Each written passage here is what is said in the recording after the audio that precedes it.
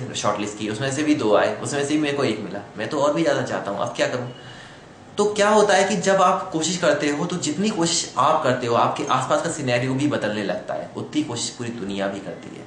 उन्हीं दिनों पे न जाने कहाँ से कितने सारे फ़ोन कॉल मेरे ऑफिस में आते थे और हर इंसान इंटर्न की ही बात करता था। वाह, मैं जैसा ढूंढ रहा था वैसे ही चीज़ें बन रही थी। तो चीज़ें वैसी बन रही थी, अपने आप लोग आने लगे, अपने आप। और कि सर हमें इंटर्न बनना है, सर हमें आपकी कंपनी में काम करना है। मैंने कहा okay, tell me your qualification, बताइए आप क्या क्या कर सकते हैं। और इसलिए ये प्रोसेस बड़ा मज़ेदार होता है और मुझे अपने इंटर्न्स मिल गए। और फाइनली मेरा तीसरा अचीवमेंट था जब मैंने अपनी टीम, और एक क्रूशियल टीम, टेक्निकल टीम और एक इंटर्न टीम, दोनों को खड़ा कर दिया। ये मेरे कुछ अचीवमेंट्स हैं जो मैंने लॉ ऑफ अट्रैक्शन से पाए। जब मैं नहीं जानता था तब भी पाता था, अब जानता हूँ अब भी पाता हूँ। अब मैं ये आपको बताना चाहूँगा ये सिद्धांत काम करता कैसे है। सबसे मज़ेदार पहलू जो कई लोग नहीं जानते, ये काम करता कैसे। सबसे पहले तो ये दिमाग से हटा दीजिए कि आप लॉ ऑफ अट्रैक्शन यूज़ कर रहे हैं। आप लॉ ऑफ अट्रैक्शन यूज़ नहीं करते, ये एक साइंटिफिक लॉ है, ये अपने आप आपकी लाइफ में होता रहेगा। जैसे आपकी सोच होगी, जैसे आपके वर्ड होंगे, जैसे आपके एक्शन होंगे, माइंड बॉडी सोल की तरह माइंड, वर्ड और एक्शन भी आपस में इंटरकनेक्टेड है। मनसा वाचा कर्मणा, यानी कि मनसा यानी मन, थॉट, वाचा यानी वर्ड्स और कर्मणा यानी आपके एक्शंस, ये तीनों आपस में कनेक्टेड है। जैसा आपके थॉट होते हैं वैसे आपके वर्ड हो जाते हैं, वैसे ही आपके एक्शन हो जाते हैं, और एक्शन से ही आपकी हैबिट बनती है, हैबिट से आपका कैरेक्टर बनता है, कैरेक्टर से ही आपकी डेस्टिनी बनती है, और फिर डेस्टिनी में आपको वो मिलता है जो आप डिजर्व करते हो। और डिजर्व आप क्या करते हो? जो आपने थॉट किया था।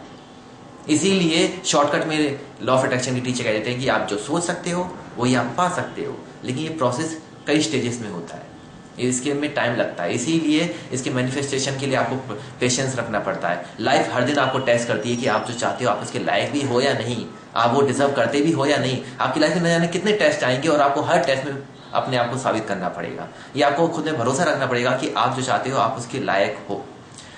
अच्छा, ये जो हमारा लॉ ऑफ अट्रैक्शन साइंटिफिक नियम है, ये सिर्फ एक साइंटिफिक नियम ही नहीं है, ये एक स्पिरिचुअल मीडियम भी है।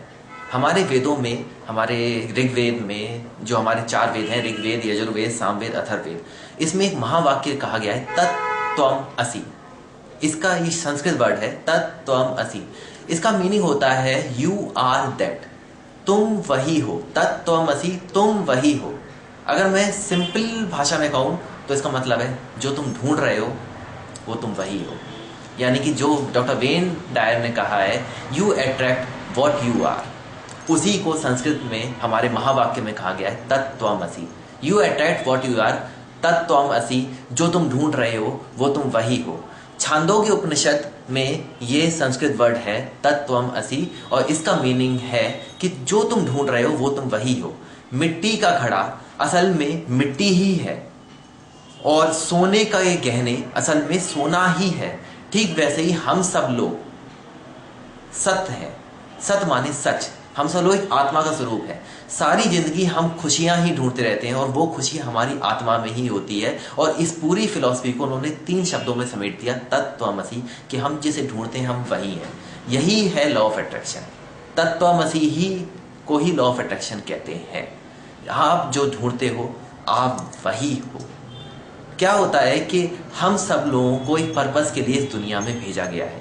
हम सब लोग एक रोल प्ले कर रहे हैं, जैसे कि शेक्सपियर ने कहा है, the world is a theatre and we all are actors. ये दुनिया एक रंगमंच है और हम सब इसके कलाकार।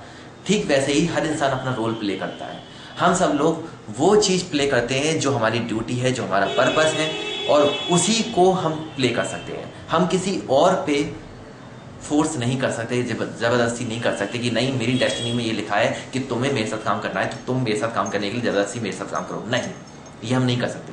हम सिर्फ अपना रोल प्ले कर सकते हैं, अपना को ड्यूटी निभा सकते हैं। बाकी उसकी ड्यूटी उसके हाथ में है। और होता क्या है कि जब आप अपना रोल प्ले करते हो तो एक्शन का रिएक्शन आता है। जैसा आप अपनी तरफ से देते हो सामने वाला भी आपको वही देता है। यूनिवर्स का ये यूनिवर्सल नियम है, लाइक अट्रैक्ट्स लाइक।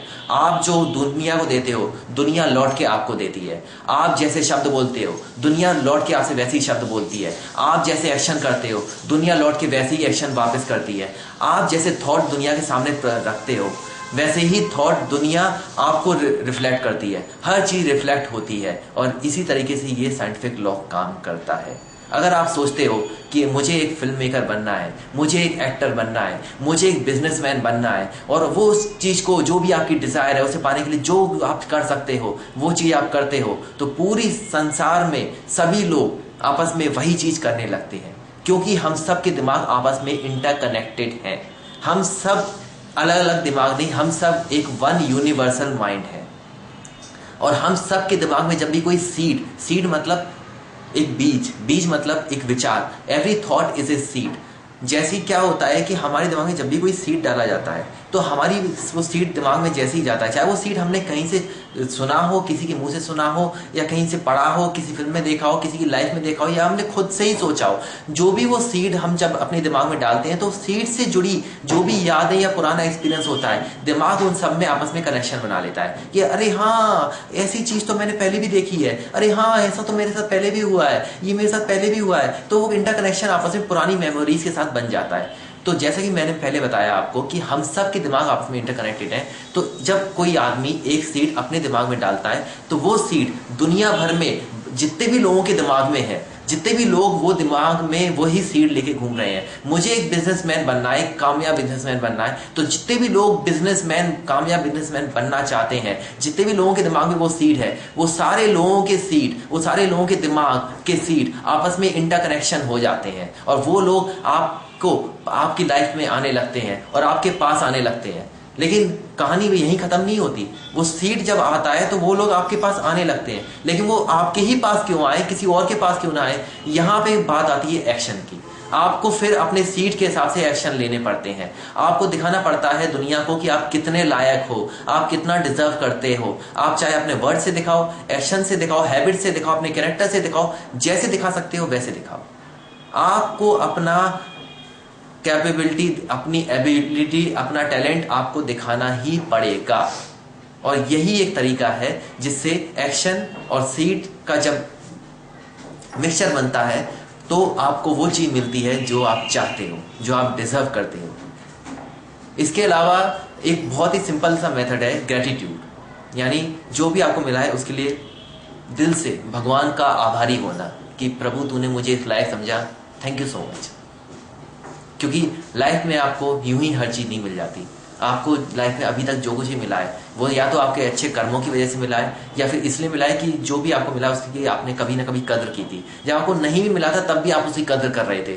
जब मैं फिल्म मेकर नहीं बना था तभी मैं दिल में सोचा था कि मैं एक दिन फिल्म मेकर बनूंगा, मैं ऐसे करूंगा, मैं ये करूंगा, मैं इतने लोगों के साथ काम करूंगा, और मैं कहीं ना कहीं दिल में उसकी कदर कर रहा था। I was very grateful for that. मैं उसका आभारी था कि मुझे ये सब मिला, इसीलिए भगवान ने मुझे दिया। भगवान ने समझा कि ये बंदा इस चीज के लायक है।